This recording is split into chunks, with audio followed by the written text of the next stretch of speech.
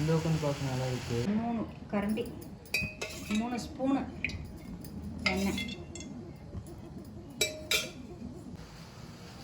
இப்போ எண்ணெய் சுட வச்சு கொஞ்சம் கடுகு,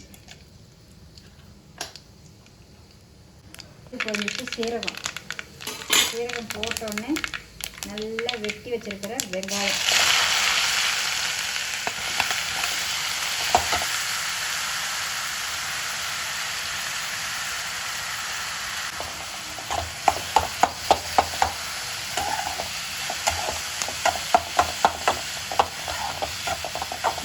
இஞ்சி பூண்டு 1 ஸ்பூன், இதையும் போட்டு நல்லா வதக்கணும்.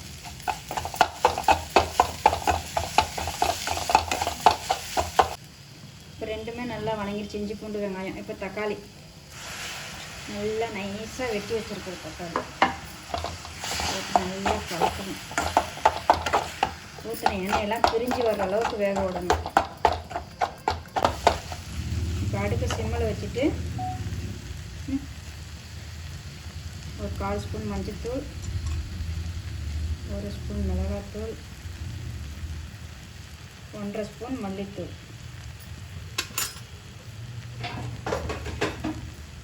எல்லாமே நல்லா வதக்கணும்.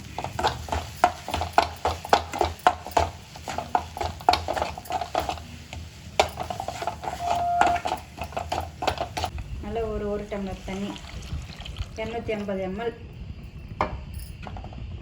ஊற்றி நல்லா கிண்டி கொஞ்சம் ஐயில் வச்சு கொஞ்சம் பச்சை வாசனைங்கெல்லாம் போகிற வரைக்கும் இது ரெடி ஆகிட்டு இருக்கும்போதே ஒரு 2-3 கொத்து கருவேப்பிலை. இப்போ இந்த கிரேவிக்கு தேவையான அளவு உப்பு. நல்லா கொதித்து வரட்டும், எண்ணெய் தனியாக பிரிஞ்சு வரணும். நல்லா மூடி வச்சு ஒரு 5 நிமிஷம், 5லேருந்து 6-7 நிமிஷம் வரைக்கும் கொதிக்க வைக்கணும். ஒரு 1/2 ஸ்பூன் கரம் மசாலா, இது ஃபஸ்ட்லேயே போட்டால் கசக்கும், அதனால கொஞ்சம் கொதிக்க விட்டுட்டு போடணும்.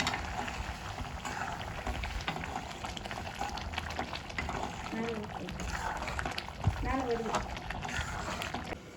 கிரேவி ரெடி ஆகிடுச்சு. எண்ணெய் பிரிஞ்சு வந்துச்சு பார்த்தியா, தெரியா? சுற்றியும் அப்படியே கிளறி விட்டுட்டு இப்போ கழுவி வச்சுருக்கிற காளானை போட்டுருவோம்.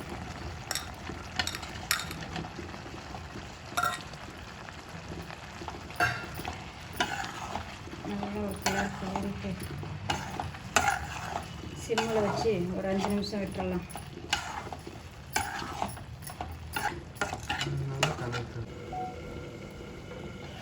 காளான் கிரேவி ரெடி. காளான் வெந்துருச்சான்னு பார்த்துட்டு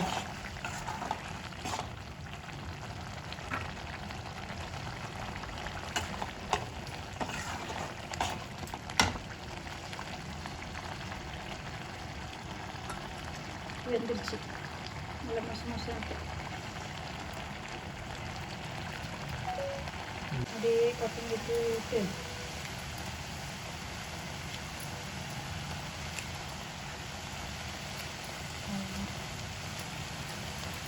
காளான் கிரேவி ரெடி ஆயிடுச்சு.